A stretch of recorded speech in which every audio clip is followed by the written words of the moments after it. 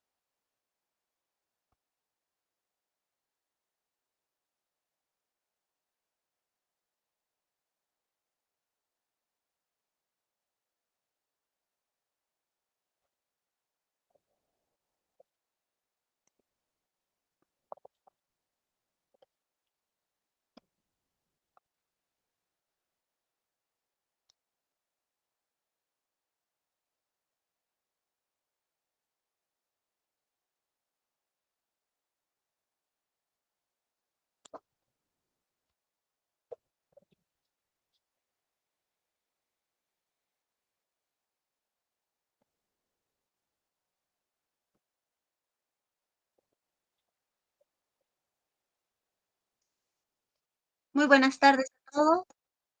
Maestro Alan, ¿está usted listo para poder dar inicio? Sí.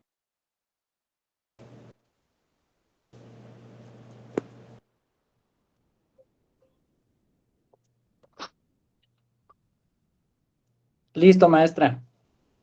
Nada más creo que por ahí le piqué otra vez lo de dejar de compartir, me parece. Y ya Sí, no sé. no estamos viendo sus diapositivas. Sí, pero no me, pues lo voy a intentar nuevamente.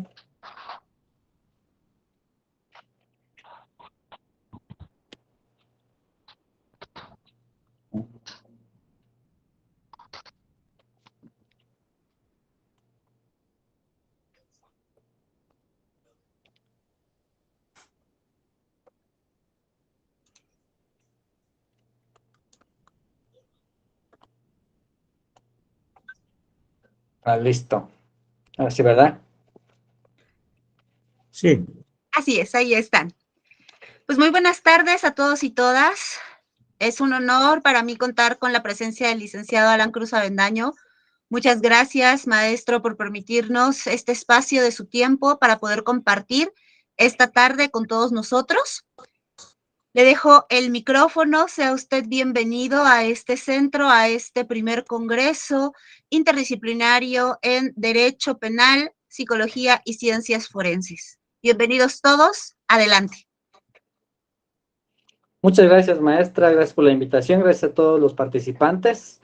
Veo que sí somos bastantitos, un grupo más o menos de 20, 26. Pues en primer lugar me gustaría presentarme. Soy licenciado Alan de Jesús Cruz Avendaño. Yo soy licenciado en criminalística y técnicas periciales. Yo me desarrollo en el ámbito particular, soy perito particular en el estado de Oaxaca y realizo dictámenes en materia de grafoscopía. Yo cuento también con la especialidad en materia de grafoscopía y documentoscopía. A mí me ha gustado mucho estos temas, hablar con la maestra Jessica sobre las cuestiones de la fundamentación de las conclusiones de los dictámenes. Hemos tenido por ahí algunos asuntos en particular en los que hemos coincidido y hemos trabajado de manera conjunta y han salido pues bastante favorables y sobre todo hemos pues objetado los dictámenes en la cuestión de la metodología o de las técnicas que se han estado utilizando en los dictámenes por parte de los peritos oficiales, en ocasiones también por parte de los peritos de parte o peritos particulares. Y pues yo propuse este tema porque sí me parece bastante interesante en el sentido de que en la cuestión del derecho, nosotros como criminalistas pues somos auxiliares del derecho penal, es lo que dice el maestro Juventino Montiel Sosa. Sin embargo, pues la criminalística no nada más se limita al hecho de que tenga una intervención en materia penal.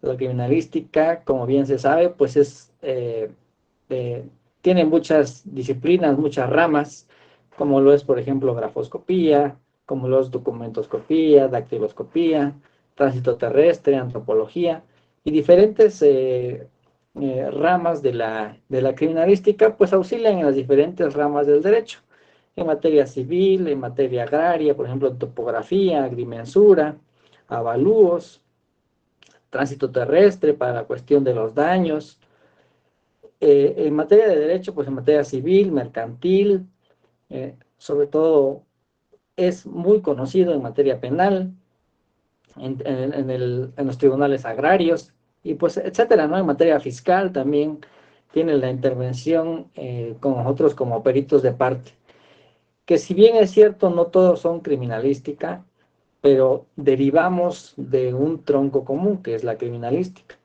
Y como criminalística nosotros tenemos objetivos bien formulados en la cuestión de nosotros tenemos que cumplir con un objetivo formal, con un objetivo material y con unos objetivos generales, ¿no? Esto con base en la teoría que ya existe. Sin embargo, esta teoría a veces no se pone en una tela de juicio para decir, bueno, ¿de dónde derivan estos objetivos? ¿O de dónde derivan estos principios? ¿O de dónde derivan estas leyes, ¿no? Por ejemplo, en materia de criminalística, nosotros tenemos 7 principios fundamentales en los cuales rige nuestra investigación, que es el principio de uso, de producción, de intercambio, de correspondencia, de características, de reconstrucción de hechos, de probabilidad y de certeza. Entonces, estos principios nosotros los tenemos como base fundamental de nuestra investigación criminalística. Pero sin embargo, ninguno de nosotros nos hemos puesto a cuestionar, bueno, de dónde derivan estos principios, si estos principios tienen eh, un margen de error, si a lo mejor existe algún paradigma en alguno de ellos. No existe todavía esta cuestión de la filosofía en materia forense. Hay autores como Roberto Carlos Aldaraca, que ya ha estado eh, pues publicando diversos libros en materia de filosofía del sistema de las ciencias forenses, bastantes buenos, se los recomiendo.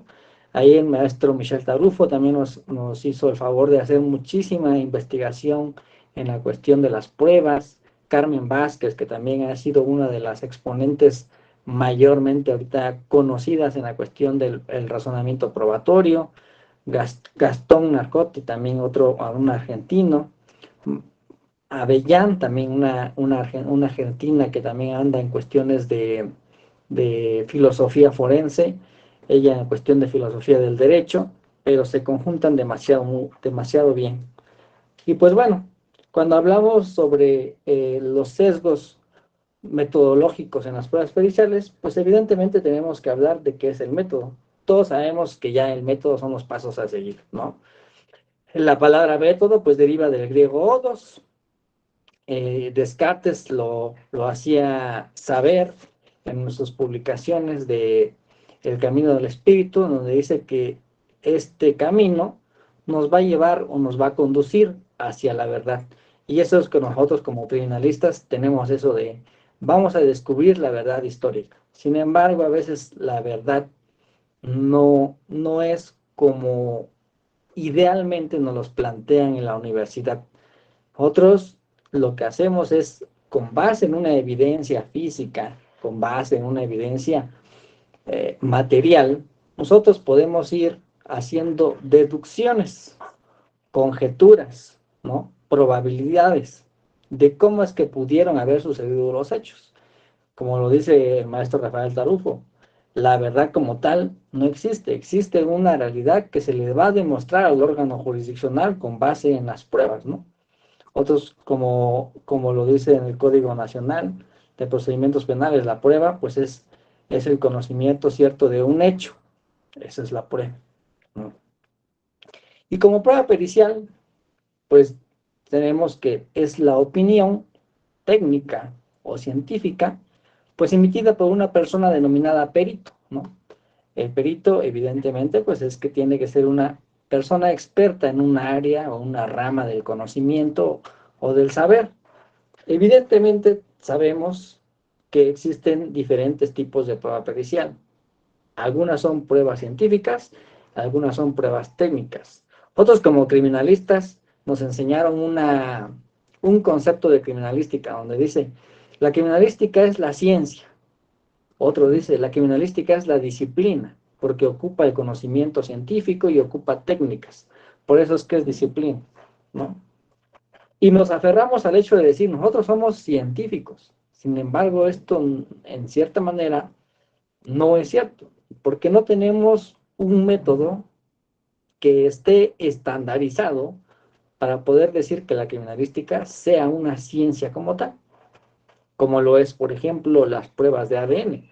Las pruebas de ADN tienen una estandarización mediante un sistema ISO, mediante la regulación de sus laboratorios, mediante la regulación de sus químicos, mediante la regulación de sus sobre los reactivos, entonces sobre el manejo de la evidencia. Como criminalistas nosotros estamos expuestos a que nos objeten cuando ya estamos emitiendo o desahogando la prueba pericial, a de que nuestras conclusiones sean meramente subjetivas. ¿Por qué? Porque nosotros con base en la observación realizamos deducciones y realizamos interpretaciones. Y es ahí donde puede existir un sesgo subjetivo de la interpretación de la información, porque tal vez yo lo observo de una forma diferente a como lo observan ustedes, ¿sí? Tal vez en alguna evidencia yo vea algo que ustedes no, o viceversa, ustedes vean algo que yo no puedo observar, pero esto es un contexto cognitivo del individuo. Ahora bien, de ahí parte otro sesgo, el sesgo de la parcialidad o el sesgo de predisposición. Cuando un perito de parte es contratado por cierta persona para demostrar o hacer demostrar sus pretensiones ante el juez, evidentemente el perito dice, siempre él va a estar a favor de quien lo contrata. Generalmente es así, pero no siempre, ¿sí? Entonces, estos sesgos también del conocimiento derivan de la acreditación del perito. Muchas veces y antes se veía, y es muy común, por ejemplo, en el área de grafoscopía. Se veía la aceptación de cargo del perito en materia de grafoscopía a cargo del arquitecto Jorge Pérez Sánchez, o la aceptación de cargo en materia de criminalística por el abogado Elí Castro Avendaño. Entonces, realmente antes no estaba regulada la función como perito en materia de criminalística, como grafoscopía, como la maestría en criminología. Antes era, tomas un curso, un diplomado, y con ello acreditabas el conocimiento experto. Sin embargo, ahorita, con esta nueva ola de razonamientos probatorios, ahora surge la rigurosidad de que los peritos acrediten con un documento idóneo que tienen ese conocimiento.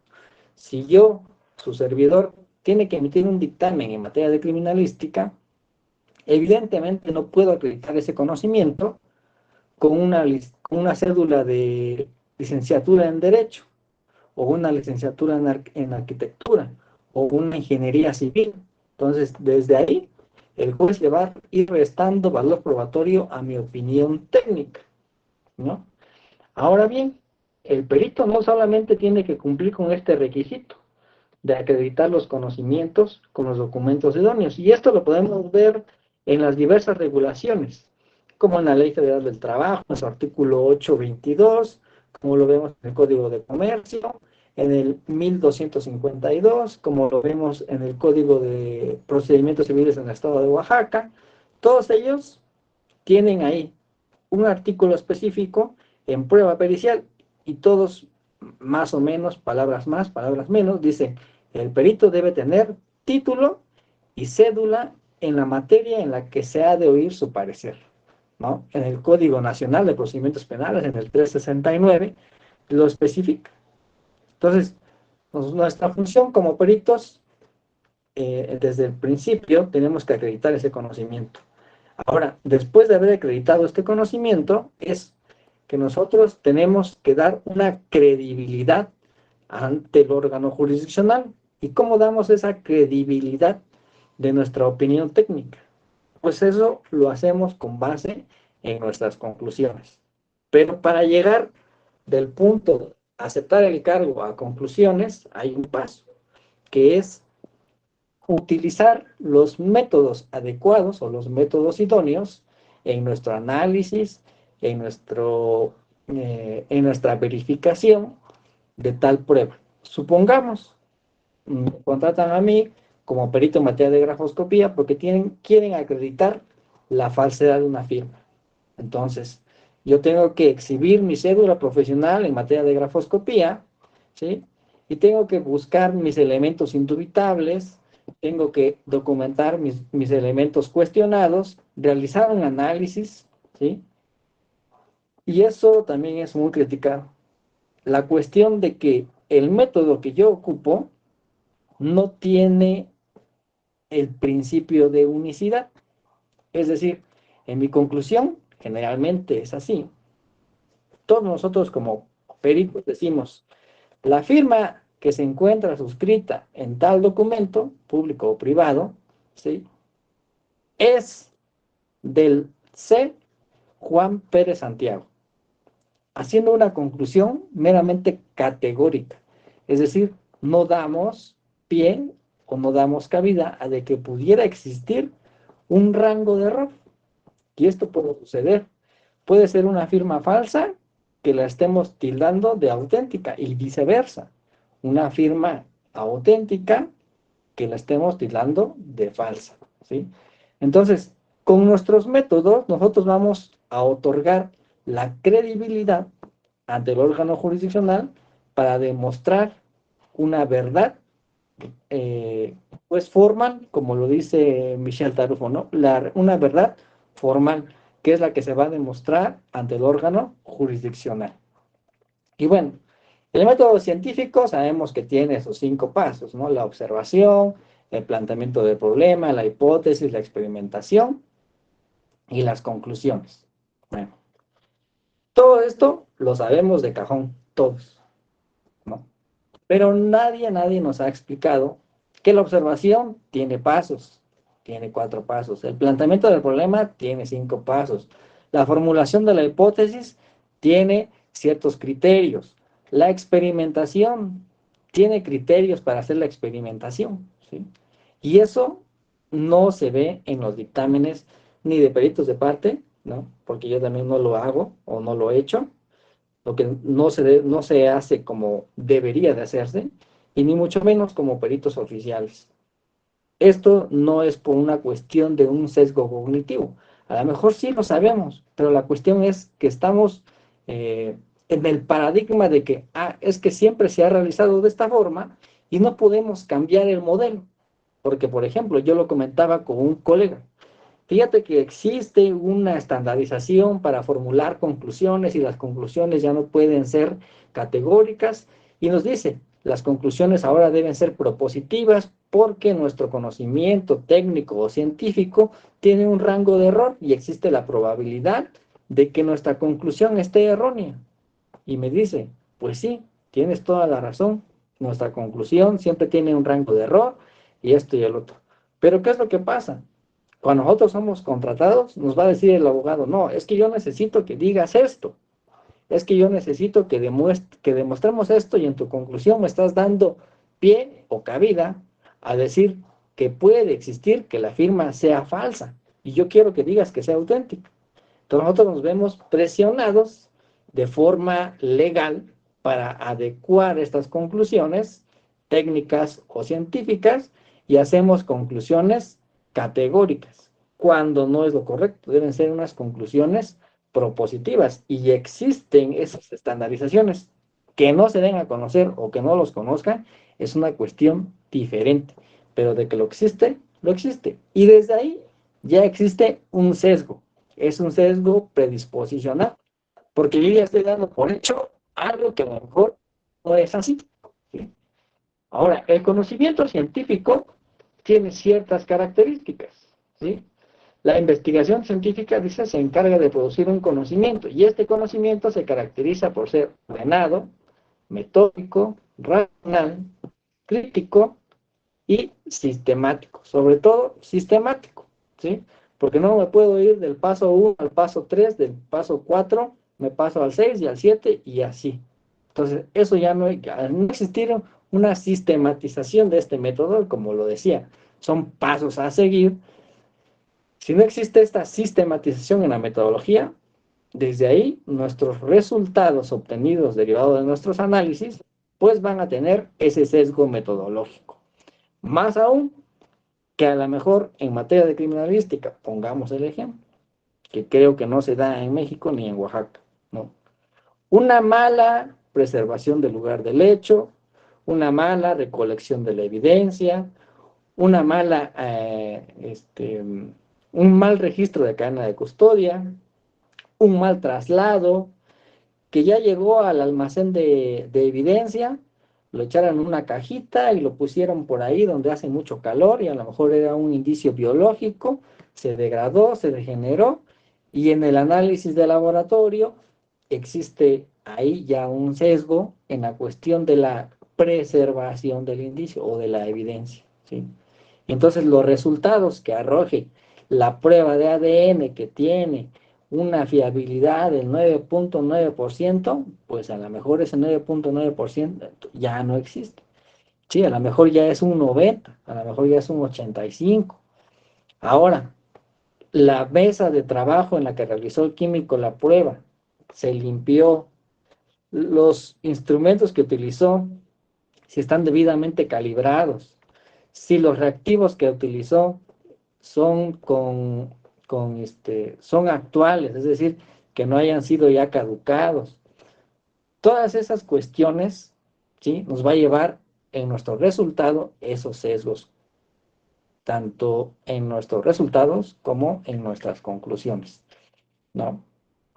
Y existen y hemos escuchado, y hasta más no poder, sobre que existe un manual de criminalística, tomo 1, tomo 2, tomo 3.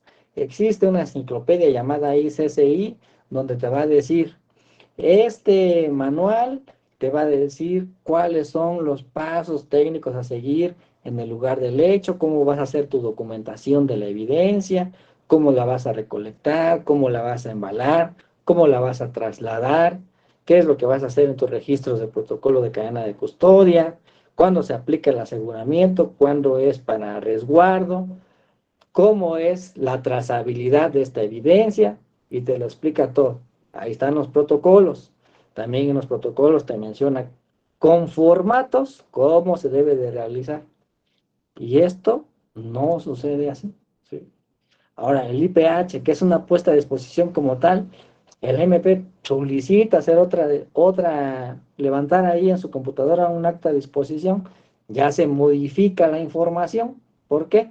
Porque el primer respondiente lo manifiesta de una forma diferente en la descripción del hecho, y cuando el MP dice, no, es que esto no me va a servir, lo vamos a cuadrar así, la información ya está siendo sesgada, ¿sí? Y cuando llegue esto al perito, cuando llegue esto al juez, el valor probatorio de esas pruebas, pues a lo mejor si era fulanito quien había realizado una cosa, pues resulta ser que no, que ahora es sutanito. Entonces, todas estas cuestiones del teléfono descompuesto, valga de manera vulgar, generan esos sesgos cognitivos. Y la cuestión aquí, como yo les decía, la importancia del conocimiento o del método, más bien, del método que se utiliza en cada una de las pruebas periciales en materia de criminalística, grafoscopía, psicología, antropología, la que ustedes quieran, siempre va a ser importante la falsibilidad, ¿sí? La falsibilidad, que es la que dice, se manifiesta como una pregunta. Dice, la prueba se basa en una teoría o una técnica susceptible de contraste, es decir, si esta prueba ha sido verificada, ¿sí? ¿Qué tanta fiabilidad tiene esta teoría? Por ejemplo, nosotros en materia de grafoscopía tenemos las leyes del grafismo, que derivan de una cuestión neurofisiológica, ¿sí? El movimiento de la mano es automatizado, subconsciente, ¿sí? Pero nosotros cuando hacemos un análisis de la firma, lo que hacemos nada más es encontramos patrones o ítems donde se determina la concordancia de cierto número de rasgos, de cierto número de ideografismos, y por tanto se dice que la firma es auténtica. Sin embargo, esto no es así. Si nosotros no tenemos el conocimiento de por qué existen esos ideografismos o por qué se evidencian ciertas características en los inicios, en las partes finales, en las zonas endogramáticas, pedogramáticas, no vamos a hacer un conocimiento objetivo, que se supone que nosotros estamos buscando la verdad, y si estamos buscando la verdad es que estamos siendo objetivos. Y esto generalmente no sucede así, ¿no? Y me incluyo. Ahora, esta teoría, esta metodología, también tiene que ser revisada por pares. Cuando yo voy a exponer mi dictamen en audiencia de juicio o de manera escrita, en el dictamen impreso en materia civil, supongamos, o en materia laboral, bueno, en materia laboral ya modificó, pero en materia civil, que aún todavía sigue el sistema escrito, pues yo tengo que exponer qué método utilicé y cómo lo utilicé, porque una cosa es la teoría y otra cosa es la cuestión empírica, de cómo esta teoría la utilicé para poder determinar o plantear o dar solución a un planteamiento del problema, ¿sí? Y aquí viene la validez científica del método usado, es decir, qué tecnología utilicé, ¿sí? Si existen controles rigurosos de calidad para el correcto procesamiento de la evidencia y las cualidades, sobre todo del experto. Hay todavía también un grupo europeo de investigación de ciencias forenses que especifica qué características debe tener un perito. Y dice ahí, tiene que cumplir con los conocimientos académicos, de experiencia y de práctica. Tiene que tener por lo menos 2 años de práctica con un perito experto. Y cuando ya cumpla con esos 2 años de práctica, 1 año de función. Y después de esos 3 años de función, luego entonces se puede volver un perito titular.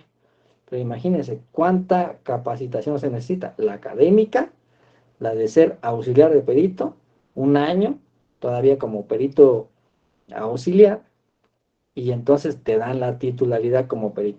Y todavía sigue. Hay otras funciones como perito verificador, que aquí en México ni en Oaxaca se ha escuchado sobre la existencia de un perito verificador. ¿Qué hace un perito verificador? Pues se supone que debe de realizar un análisis de un colega par en la cuestión del conocimiento para verificar, valga la redundancia, ¿sí?, que el dictamen que haya emitido lo haya emitido con las bases técnicas, metodológicas y sobre todo objetivas e imparciales de la propia ciencia, sea cual sea, ¿sí? Pero ¿qué sucede? Le llega al perito verificador, nada más lo que hace es irse hasta la última página donde está su nombre, lo firma y vámonos. Ya esa es cuestión tuya de cómo lo emitiste. No existe una verificación real, ¿sí? Y una de las cuestiones muy conocidas en que nos dio una pauta o unos pasos para que nosotros como peritos podamos darle credibilidad a este conocimiento, porque nosotros hemos sido muy criticados donde dicen, es que las pruebas periciales no pueden ser consideradas como las pruebas reinas para poder determinar la existencia de un hecho delictivo o para poder determinar la autoría o la intervención de autores en un hecho delictivo, ¿sí? ¿Por qué? Porque nuestra fuerza del conocimiento deriva de la cuestión empírica y no es algo medible, no es factible de hacer una medición probabilística. ¿Por qué? Porque la evidencia que nosotros manejamos es meramente cualitativa y como lo dije en un principio, nosotros hacemos una interpretación de esta evidencia cualitativa con base en nuestro conocimiento y nuestra experiencia, nuestra formación académica, ¿sí? Y entonces, hubo ahí en el año de 1993 en Estados Unidos el conocido caso Dauber, ¿no?, en el cual solicita que todas las pruebas científicas, aquí hay que tener ojo, todas las pruebas científicas deben de tener un porcentaje de error conocido o potencial, ¿sí? Es decir, como la prueba de ADN, que según es el 9.9% de efectividad y tiene el 0.1% de probabilidad de que sea falsa o un falso positivo, ¿no? Es decir, que si este método cuenta con la técnica con una tasa de error conocida, con las normas de control de su operatividad, dice, respecto a los estándares de la correcta ejecución de las operaciones aplicativas. Yo quisiera hacer aquí una pregunta y una pequeña pausa. Dentro de nosotros, como de los participantes, ¿existe algún colega que haya estudiado la licenciatura en criminalística?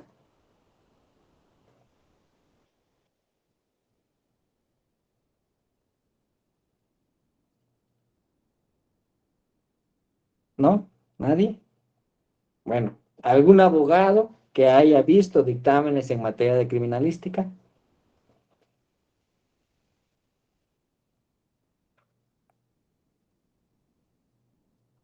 ¿Nadie? Sí, aquí nos están diciendo en el chat que sí hay abogados. Ok, bueno. Otra pregunta a los que acaban de decir que sí. ¿Han visto ustedes algún dictamen que en su metodología explique el porcentaje de error conocido de la técnica o del método aplicado?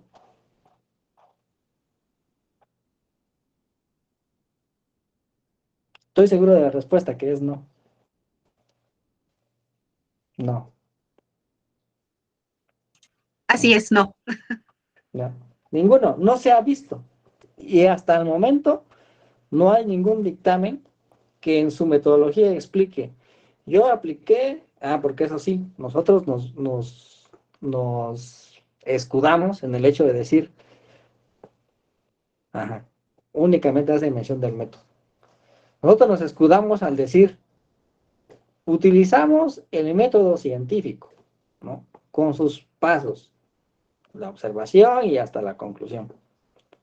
Pero jamás decimos si esta metodología, que es general, que es universal, el método científico, ¿cómo lo utilizamos para el caso en específico? Un ejemplo, como en materia muy general, criminalística. La criminalística, como les digo, nosotros, y en algún momento yo lo hice, ¿no? Defendía al decir, no, es que la criminalística es una ciencia, y es una ciencia, y de ahí no me sacabas. Y yo decía, y por eso tiene los 7 principios, y por eso son las preguntas de oro, que deberían ser preguntas de investigación, del qué, del cómo, cuándo, dónde, por qué, quién y con qué, ¿no? Y por eso nosotros tenemos nuestros principios y nuestra base técnica y nuestra base científica, y nosotros, como somos una ciencia multidisciplinaria, nos basamos en la física, nos basamos en la química y nos basamos en la biología, porque nos vamos con el médico, nos vamos con el químico, cuando hacemos la recolección de una muestra de sangre, lo hacemos con tal solución, etcétera. Pero jamás explicamos, ¿sí?, de dónde deriva nuestra fortaleza metodológica. Cuando ya a un perito lo contrainterrogas al decir, ¿cuál es la base metodológica de todos los análisis en la cuestión, por ejemplo, reconstrucción del hecho?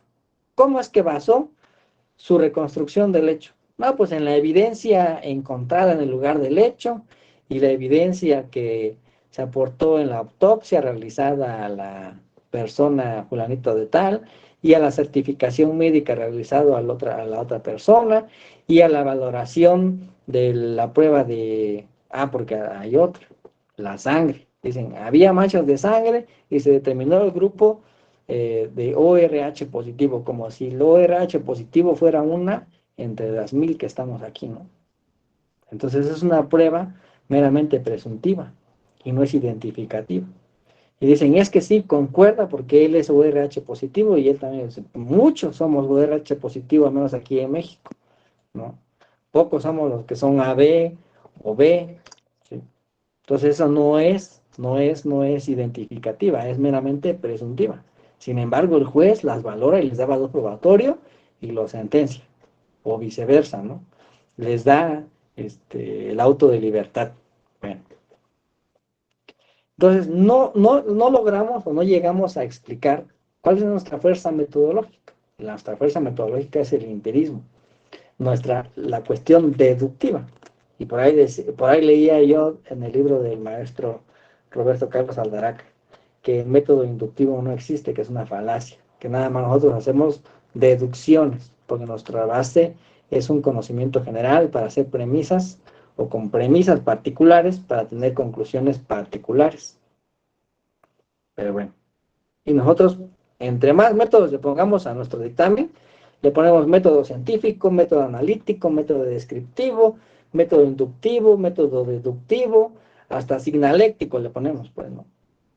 ¿Para qué? Para qué decir, o fundamentar, o justificar más bien, porque no estamos fundamentando, nada más estamos justificando de manera errónea nuestras conclusiones.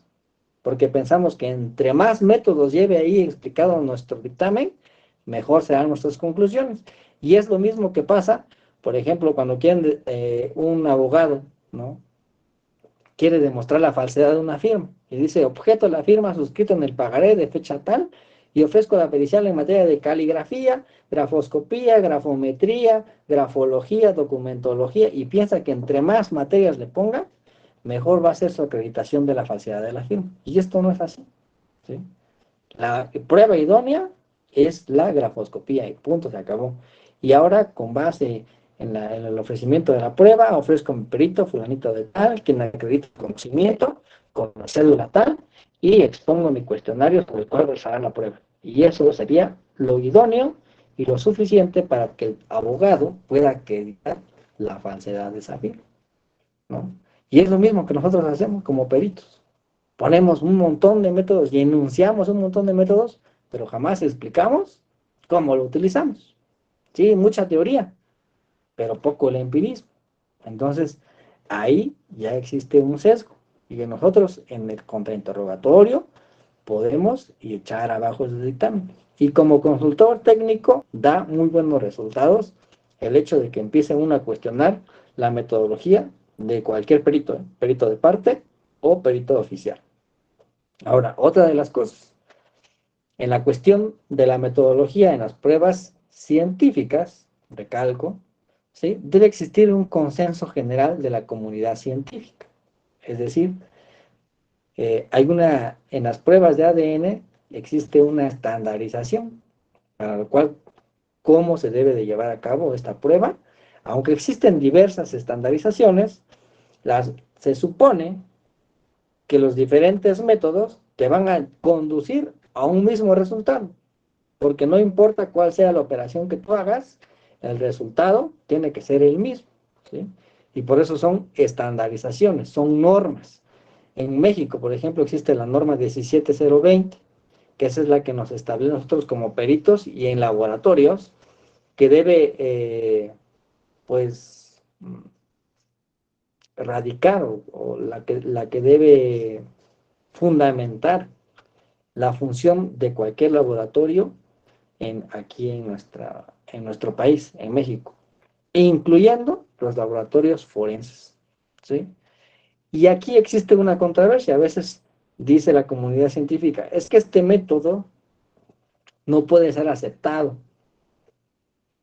Entonces, a veces ni los propios, ni la propia comunidad científica se pone de acuerdo cuál va a ser realmente la estandarización para cierta prueba. Ahora, esto es en materia de las pruebas periciales científicas. Imagínense de las técnicas. Estamos peor, ¿no?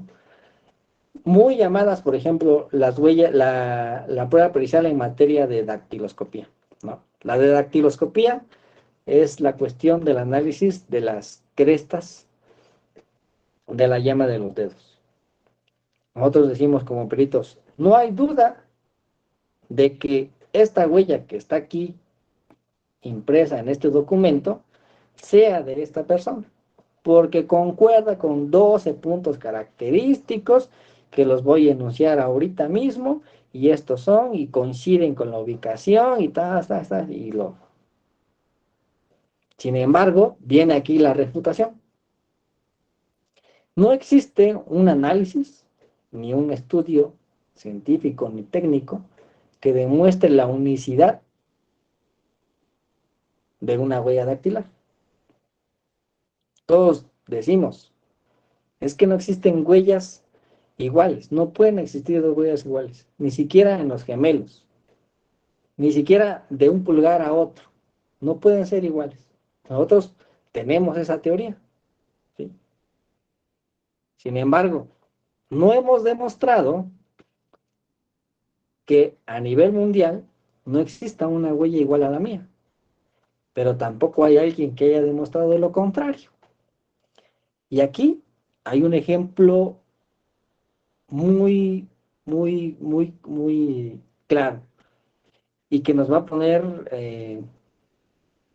de una u otra forma, nos va a ayudar, nos va a impulsar a decir, pues sí, las pruebas periciales o las pruebas técnicas, de una u otra forma, sí tienen que ser valoradas por un juez y tienen que darle cierto valor probatorio, siempre y cuando siempre cumpla con ciertos requisitos. ¿Por qué? Porque si en matemáticas, que es una ciencia dura, que la conocemos como las ciencias duras, las matemáticas, que dices, ahí no hay falla en la cuestión de las matemáticas. Todos decimos que 2 más 2 es 4 y nadie lo puede refutar, ¿sí? Pero yo le voy a poner dos ejemplos matemáticos que no han sido demostrados, tal cual como lo son en el principio de unicidad de las huellas. No hemos demostrado que exista una huella única, pero tampoco nos han demostrado que exista la diversificación de las huellas, es decir, que no exista una huella repetida, ¿sí? El primer ejemplo es una operación muy simple, que si yo les digo, inmediatamente a su mente vendrá una respuesta. Y esta es la de 0 entre 0, todos decimos en nuestra mente, pues 0, efectivamente. 0 galletas entre 0 niños, pues el resultado es 0. Sin embargo, hay una ley matemática que dice que todo número dividido entre sí mismo, el resultado es 1. 2 entre 2 es 1. 3 entre 3 es 3. 3 entre 3, perdón, es 1. Por lo tanto, no existe una, excepto, no existe el 0 entre 0, por lo tanto daría 1. Y es una ley matemática misma. No me estoy yendo ni a la cuestión física, ni a la cuestión de química, ni de biología. La misma ley matemática dice, todo número dividido entre sí es 1. Y por lo tanto, 0 entre 0, el resultado tendría que ser 1. Y si un dictamen emitido por un perito dice 0 entre 0, pues es 0, porque si no tengo nada y lo divido entre de nadie, pues no tengo nada. Pero el otro perito dice, sí, pero yo apliqué la ley universal matemática que dice que todo número dividido entre sí es 1. Entonces, no, los dos son resultados diferentes, pero están aplicando un conocimiento científico. Y ahí va todavía una tercera opción. 0 entre de 0.7 da un resultado. Y entre más pequeño sea el divisor, más grande es el resultado. Luego, entonces, si yo divido un número entre 0, el resultado, ¿cuál es el número más grande? Pues no existe un número más grande. Sería 0 entre 0, sería infinito. Tenemos tres respuestas a una sola planteamiento del problema. 0 entre 0 es 0, 0 entre 0 es 1 y 0 entre 0 es infinito. Por eso cuando ustedes ponen en una calculadora científica o en su propio celular, dicen resultado indeterminable, porque no existe una respuesta para esa simple operación de 0 entre 0. Nosotros físicamente, en el plano físico, en el plano material, al decir, pues si no tengo nada y no lo voy a dividir entre nadie, pues es 0. ¿Sí? Eso es lógico. Pero existen otras leyes que lo contradicen. Y ahí viene otra. La conjetura de Goldbach, que es lo mismo que le decía en materia de dactiloscopía. Nosotros decimos que no existe una huella igual a la que yo tengo, ni a la que ustedes tienen. Pero no existe un estudio científico que lo haya demostrado. Igual la conjetura de Goldbach. La conjetura de Goldbach dice que todo un número par mayor que 2 es la suma de dos números primos. Es decir, el 4 es 2 más 2, es 4. El 8, el número primo, 5 más 3, es 8. Y así. Y como hay un número infinito de números, nadie ha demostrado que esta conjetura en alguna falle o en algunas acierte. Por tanto, damos por cierto que las matemáticas son ciencias duras. ¿Y por qué no así entonces en la dactiloscopía? Si nosotros aplicamos y fundamentamos bien el método que utilizamos en nuestro análisis dactiloscópico, este dictamen puede alcanzar un valor probatorio con fundamento técnico, ¿sí? Y existen normas específicas. Ahorita, por ejemplo, existe el método ACEP, que antes eran los puntos característicos y tiene que tener 12 puntos y tiene que tener ciertas características. Ahorita no. Ahorita el método ACEP es distinto. Tiene un diagrama de flujo. Tiene uno que decir si esta huella es idónea y tiene que ir ahí manejando el proceso, ¿sí? Hasta llegar a una conclusión y da al final 3 tipos de conclusiones. Hace propuesta de tres tipos de conclusiones: la determinable, indeterminable y la que es auténtica. Pero hay un flujo en el proceso, en el análisis. Y si nosotros en nuestro dictamen explicamos desde el principio cómo nos llegamos a la huella, dónde se reveló, cómo la revelamos, ¿sí? O se tomó en una huella, se tomó en una ficha de cadactilar, perdón, y de ahí la documentamos, hicimos el análisis comparativo. Desde ahí, si nosotros vamos dando paso a paso cómo se hizo este análisis, evidentemente el dictamen tiene fuerza probatoria, ¿sí? Entonces no podemos decir, es que ustedes como no han demostrado la unicidad de las huellas, pues la dactiloscopía pues no nos va a servir para nada, ¿no? Porque así tampoco en las matemáticas. Y aún así, las matemáticas sí las utilizamos. Tan es así que se las enseñamos a nuestros hijos desde la primaria, ¿no? Y bueno, esta es la cuestión de los criterios Dauber que se utilizaron para las pruebas científicas, ¿sí? Y vino un caso muy parecido en el cual quisieron aplicar estos criterios Dauber. La diferencia es que en el caso Dauber era una farmacéutica. Entonces ahí entraba la cuestión de la química y la cuestión de la biología.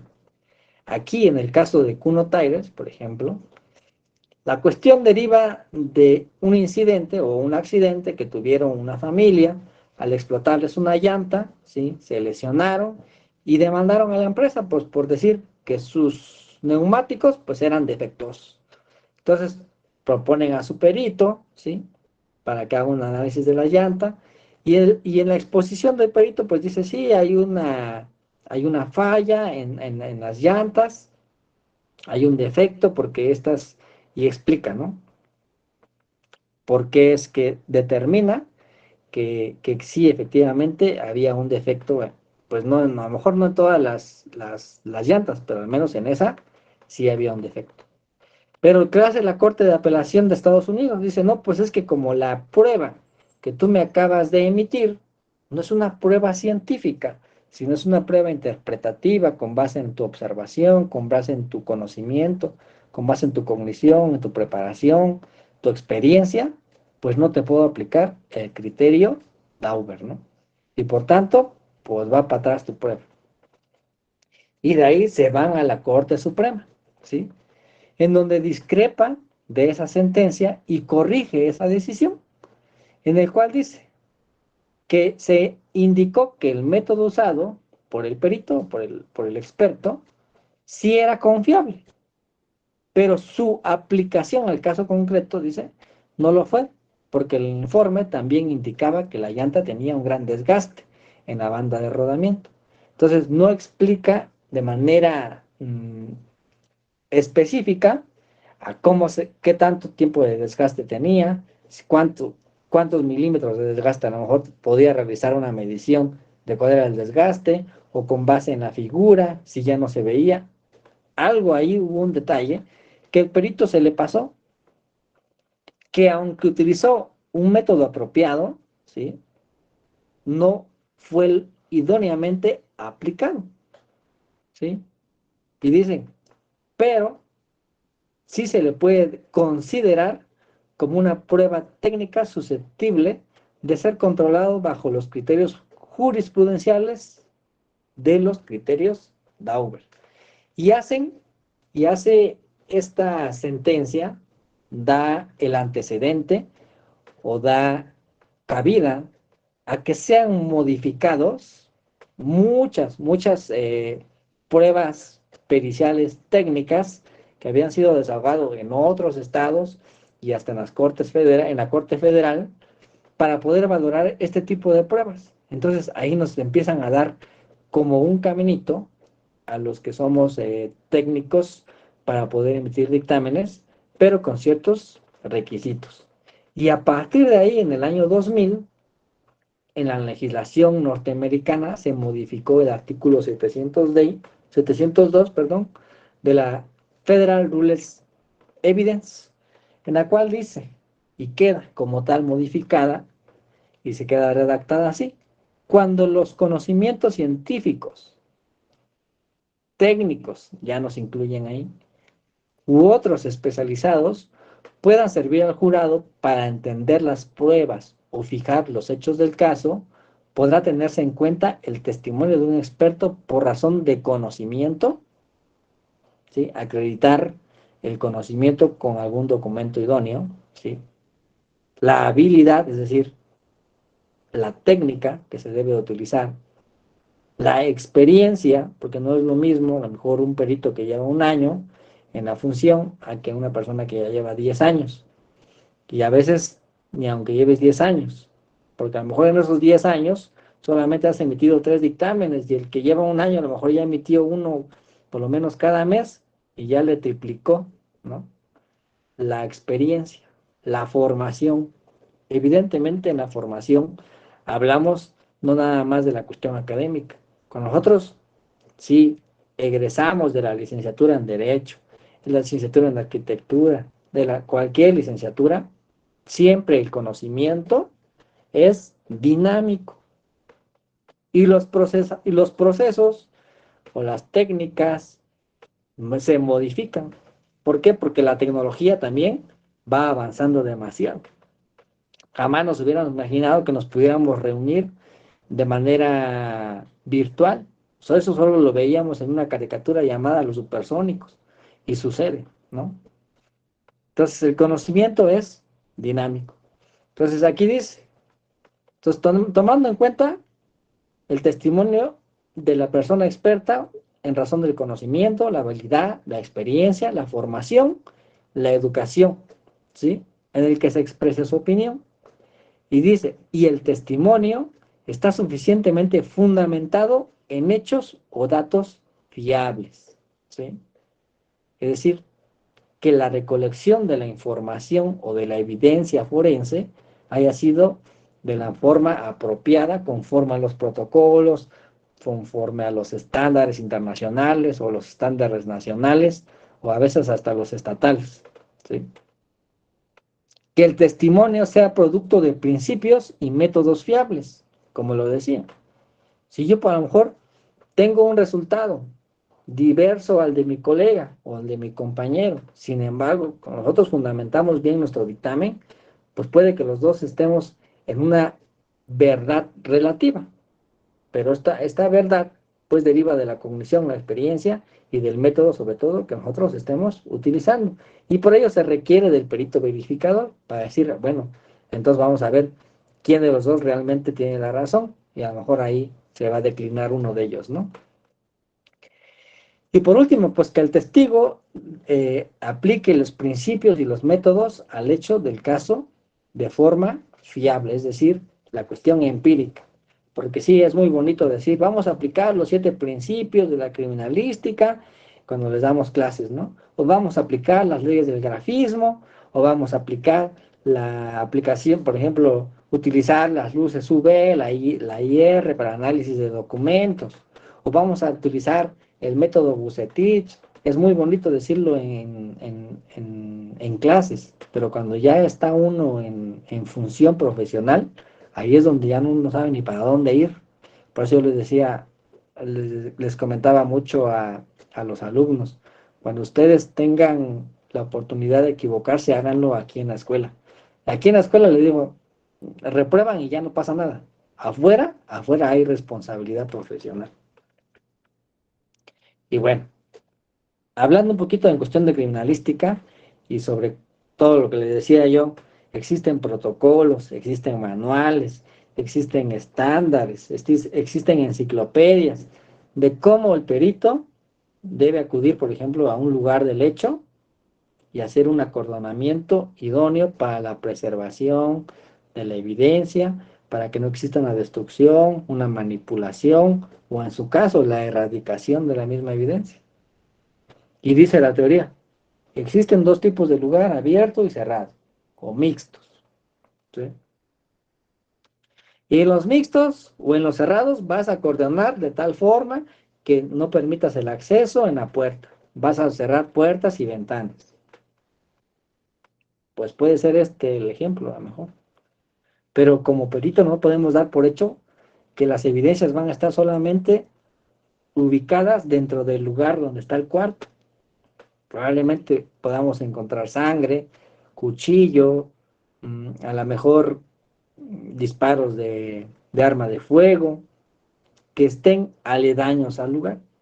Pero aquí tenemos una preservación del lugar, pues ahí, como ahí se murió, pues aquí nada más acordonamos y ya no investigamos más. Y aquí ya empieza a haber un sesgo en la investigación, porque a lo mejor una evidencia, por muy pequeña que sea, como lo decía Edmond Locke, la criminalística es la ciencia del pequeño detalle. Y aquí, por muy pequeña que sea la evidencia, es muy importante.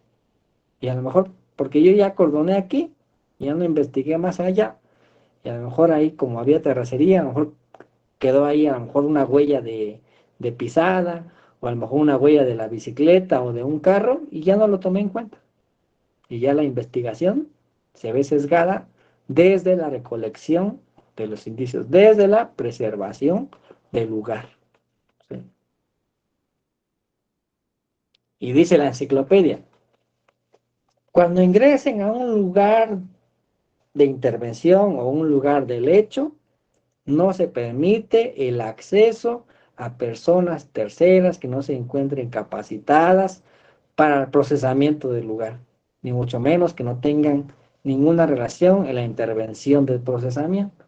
Y aquí vemos que hay como 3 personas mínimo, que no sé quiénes sean, ¿sí?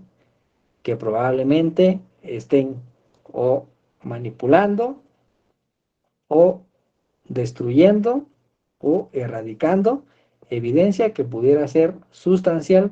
¿Para qué? Pues para demostrar de una u otra forma cómo probablemente sucedió este hecho. ¿Sí? Otra de las cosas. Que el perito acudió al lugar del hecho porque dijeron que había una persona fallecida. Ah, sí, pues la víctima indirecta la ingresé al lugar para que me señalara dónde estaban las evidencias, dónde estaban los indicios. Y como podemos ver aquí, el señor Rogelio me está indicando con su dedo índice de la mano izquierda dónde está el agua hemático de su difunta esposa. ¿Y qué tenía que hacer ahí el señor? Pues cuando en clases, cuando en la teoría te dicen una cosa y nosotros hacemos otra. Ya aquí hay una mala preservación del lugar del hecho o lugar de intervención. Hay una mala documentación de la evidencia porque no hubo ni siquiera la recolección de la evidencia. Yo como sé que esa es sangre de una persona, con una simple foto no lo puedo determinar. Existen indicios que son indeterminables y que son determinables por sus propias características, ¿sí? La sangre, evidentemente, o este tipo de indicio biológico es indeterminable. ¿Por qué? Porque en el lugar yo no puedo decir que eso sea sangre.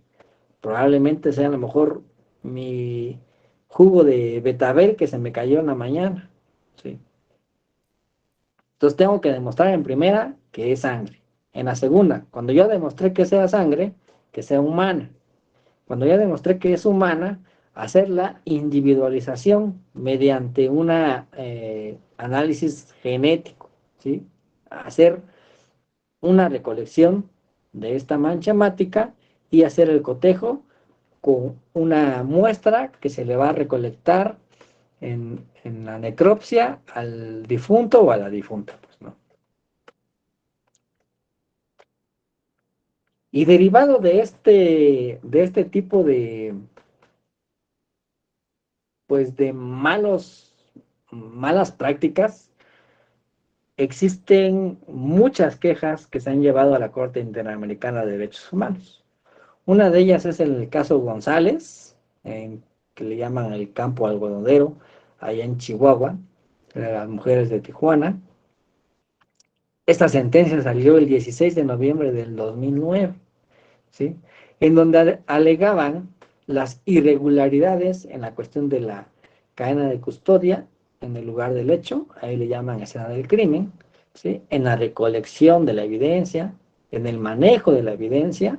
En manejo de la evidencia hablamos no nada más de la recolección, sino también del embalaje y del traslado, ¿sí? En la elaboración de las autopsias y la identificación y la entrega de los restos de las víctimas, ¿sí? Entonces, basó esta sentencia de la Corte Interamericana y sentenció a México, y bueno, no lo sentenció, hizo una recomendación en el que deriva de que el hallazgo de los cuerpos, la custodia de la escena del crimen y la recolección y el mal manejo de la evidencia. Eso fue la observación o la recomendación que realizó. La práctica en las autopsias no fueron de manera adecuada, no fueron documentadas de manera adecuada, ya sean fotográfica o videográfica o descriptiva. Las prácticas de las pruebas de ADN no se llevaron a cabo conforme a los estándares. Evidentemente, la ONU, eh, la OEA, realizó estas recomendaciones con base en otro grupo de expertos forenses argentinos autónomos, porque evidentemente ellos pues no tienen el conocimiento experto para poder decir, efectivamente hiciste mal tu trabajo. Entonces tiene que llamar a otro grupo de expertos para que realicen una verificación de cómo fue la actuación de estos peritos del estado de Chihuahua y pues evidentemente encontraron estas anomalías. Otro caso, por ejemplo, que derivó también de una mala investigación, que es el caso de Digno Ochoa, en los familiares contra el Estado de México. Esta sentencia fue más reciente, en el año del 2021, en donde la Corte Interamericana de Derechos Humanos, a través de varios peritajes, nuevamente de otro grupo autónomo, que realizó un análisis detallado de todas las periciales que se practicaron en la investigación del caso de Digno Ochoa, en el cual les decía, pues es que Digno Ochoa presenta 3 lesiones, 2 a causa de un proyectil y la otra pues por un objeto contundente, lo más probable. Nada más dice que existía un hematoma en el muslo derecho y las 2 de proyectil, una en el cráneo, en la región temporal izquierda, y la otra en el muslo izquierdo, ¿sí? Entonces, toda esta investigación, o esto que encontraron, lo que le encontraron en su oficina, en la Ciudad de México, bastaron 3 líneas de investigación. Ahí Digno Ochoa, pues era una luchadora por cuestiones sociales, hicieron sus líneas de investigación, y como esas líneas de investigación no les dio los resultados, pues dijeron, pues ¿sabes qué? Dijo perdón, el agente del Ministerio Público, pues voy a proponer el ejercicio de el no ejercicio, perdón, de la acción penal, ¿no? Y pues voy a proponer en mi acuerdo la hipótesis, pues, de un suicidio disimulado, ¿no? Vámonos por la fácil, ¿no? Y luego entonces, en el año 2002 y en el 2003, mediante la gestión de la Comisión Interamericana de los Derechos Humanos y con el consentimiento del Estado, pues que, como les decía, un grupo de expertos independientes entra y hace el análisis de que las pruebas técnicas realizadas en esta investigación en materia de patología forense, balística, criminalística, no se adecuaban a los estándares internacionales. ¿Quiénes nos han platicado sobre los estándares internacionales? Por ejemplo, nosotros como criminalistas, al menos yo que soy generación 2004-2009, jamás nos hablaron sobre estándares internacionales de cómo aplicar el método criminalístico, porque decían el método criminalístico. Jamás. No existían. Pero claro que sí existían, pero no nos hablaban de ello. ¿Por qué? Por el desconocimiento. ¿Sí? Y en el referido informe se concluyó que algunas de las pruebas practicadas en este marco de investigación pues no fueron evacuadas con una investigación de forma ajustada a los métodos y procedimientos. Aquí nos hace métodos. ¿Sí? No, es decir, a lo mejor los peritos no explicaron cómo utilizaron esos métodos que supuestamente estaban utilizando. Aparte de ello, de que los métodos que utilizaron dijeron que eran obsoletos. Otra, que las conclusiones que ellos hacían eran categóricas, cuando nuestra ciencia y nuestro avance del conocimiento técnico y científico no nos permite hacer conclusiones categóricas, sino propositivas. Ellos sí hicieron conclusiones categóricas. Y todo eso, esas deficiencias, les restó ese valor probatorio y por eso es que hicieron la recomendación al Estado mexicano, ¿sí? Para que hiciera y diera los medios necesarios para poder evitar este tipo de malas prácticas o los conocidos sesgos metodológicos, ¿no? Y por ello solicita que se haga se conforme un instituto autónomo de ciencias forenses. Y esto es también muy cierto.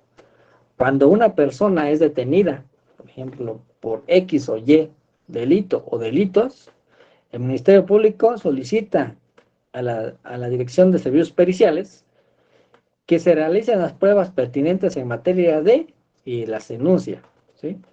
Para demostrar la responsabilidad de fulanito de tal por la comisión del delito en tal. Los servicios forenses en el estado de Oaxaca al menos, y en la mayoría de los estados, excepto Guadalajara, dependen de la Procuraduría o de la Fiscalía. Y por tanto existe un sesgo institucional. O hay quienes se atreven a decir una corrupción institucional.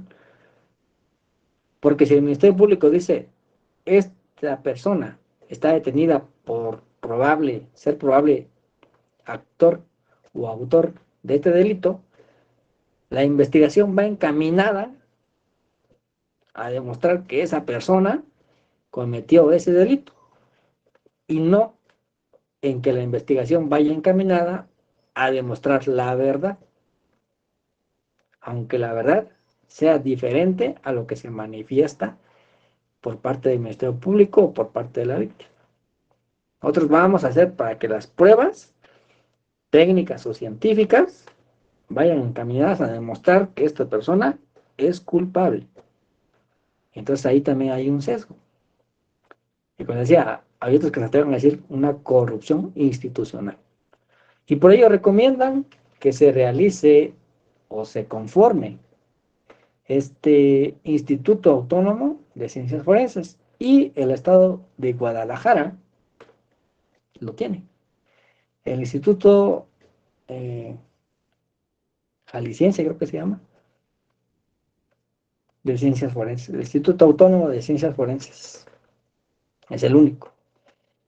Y derivada de estas observaciones que se realizaron en la OEA, llega en el 2013, ¿sí?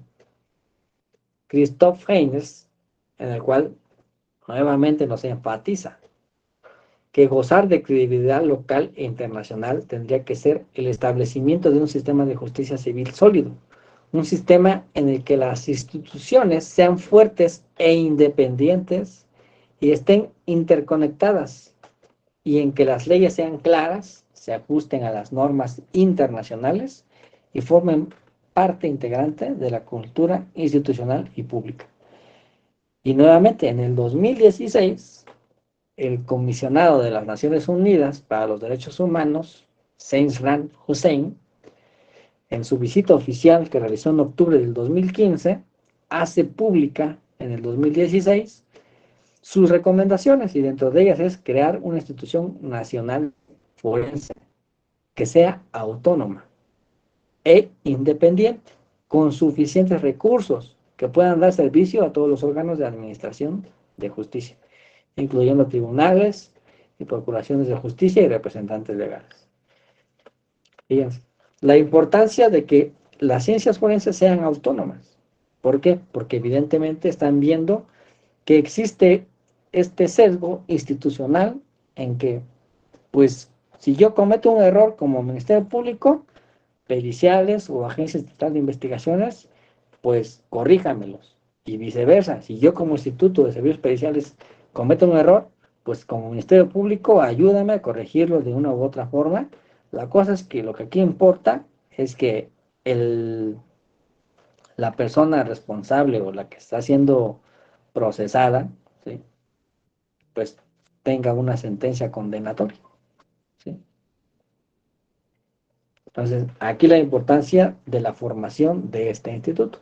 Estas son algunas referencias que he tomado para para la presentación de esta pequeña plática que hemos tenido. Espero les haya servido, espero les haya gustado. Si tienen alguna duda, pregunta, comentario, crítica, también es aceptada. Muchas gracias, licenciado Alan.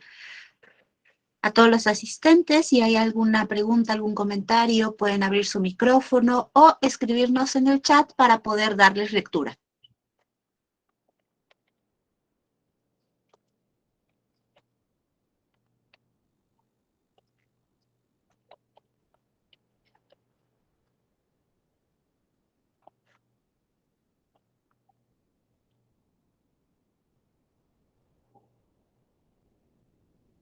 En el chat, Sinaí Carrizal, por compartir sus conocimientos. Leticia Díaz, buenas noches, excelente presentación. Saludos desde Paraguay. Muchas gracias, Leticia, por acompañarnos desde allá. Bienvenida.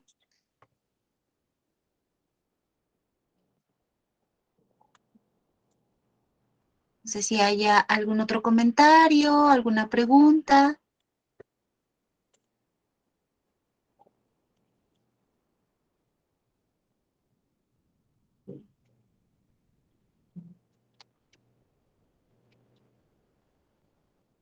Muy bien. Pues si no hay ningún comentario, ninguna pregunta para el licenciado Alan. Isra dice felicidades, muy buena ponencia, obtuve conocimientos. Carlos Castro dice excelente ponencia desde Perú. Muchas gracias, Carlos, saludos a Perú. Muy buena presentación, felicidades, nos dice Esteban. De igual forma, maestra, quienes quieran, por ejemplo, bibliografía respecto de las sentencias, por ejemplo, de la Corte Interamericana, quienes quieran la Federal Rules Evidence de la FBI, con mucho gusto se lo hago llegar a usted para que a través de usted pues lo puedan obtener, porque a fin de cuentas pues el conocimiento, si se queda con uno, de nada sirve, ¿no? Lo importante aquí es compartir, que también tanto como abogados, yo creo que la mayoría son abogados, pues también sepan y tengan estas herramientas del conocimiento, pues para llevarlas a cabo en su práctica profesional, ¿no? Y les puedan ayudar en demasía, tanto como pueda ser para la víctima, como para a lo mejor estén defendiendo a un imputado que es inocente, ¿no? Entonces el conocimiento ahorita ya no es de que, yo las tengo, ¿no? O yo tengo el mandando al juez y ya no lo presto. Entonces lo importante aquí es compartir. Si alguien desea alguna bibliografía que le haya interesado, con mucho gusto se lo hago yo llegar para que a través de usted pues se lo pueda proporcionar a los participantes. Claro que sí, muchas gracias. Pues todos ustedes, les voy a poner aquí el correo electrónico al que pueden escribirnos para solicitar la bibliografía que el maestro nos menciona, y también si en el equipo tenemos bibliografía que pueda serles útil, con mucho gusto les vamos a proporcionar este material.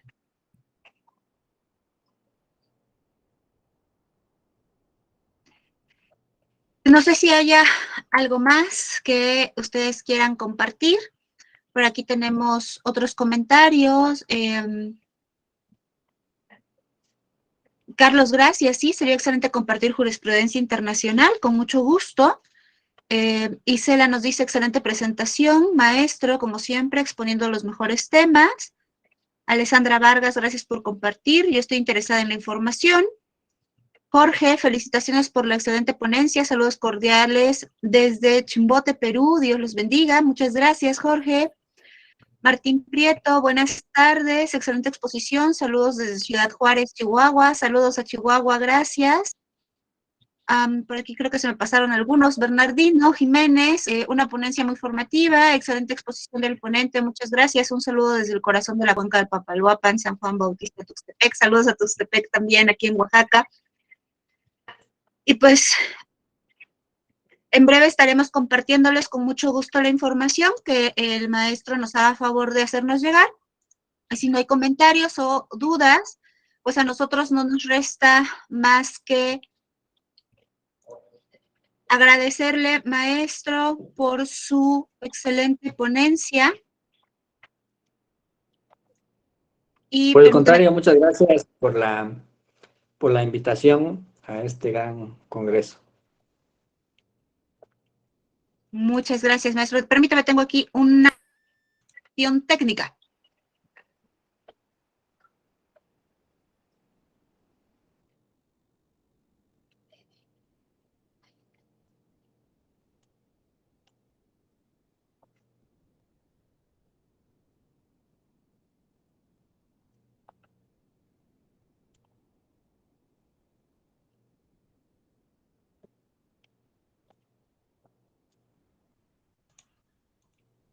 Disculpen todos, es que quiero proyectarles el reconocimiento que tenemos para el licenciado Alan.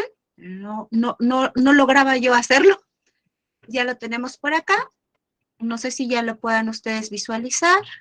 Creo que ahí está cargándose. Muchas gracias, maestra. Pues tenemos este reconocimiento para usted, licenciado. Le agradezco mucho de parte del Centro Interdisciplinario de Estudios en Derecho y Psicología de Oaxaca. Otorga el presente reconocimiento al licenciado Alan de Jesús Cruz Avendaño por su participación como conferencista en el primer Congreso Interdisciplinario en Derecho Penal, Psicología y Ciencias Forenses, con la conferencia titulada La prueba pericial y sus sesgos metodológicos. Oaxaca, Juárez, Oaxaca, a 28 de septiembre de 2022. Firma una servidora, maestra Claudia Jessica Cervantes Cruz, directora de este centro. Muchas gracias, maestro. Muchas felicidades por su ponencia.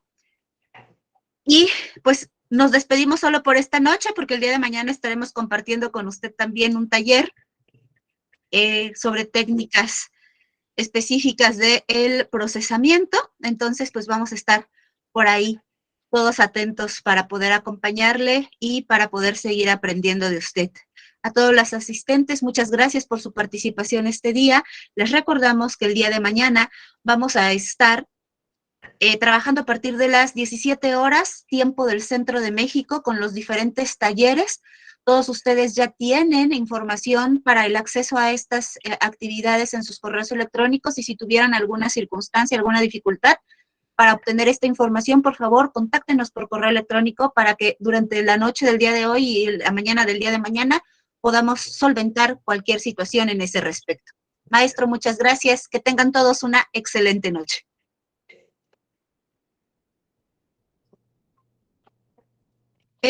Sí, por supuesto, pueden compartir la liga de acceso con sus compañeros de trabajo. Si ustedes gustan, adelante, no hay ningún problema. Que tengan excelente noche. Muchas gracias a todos.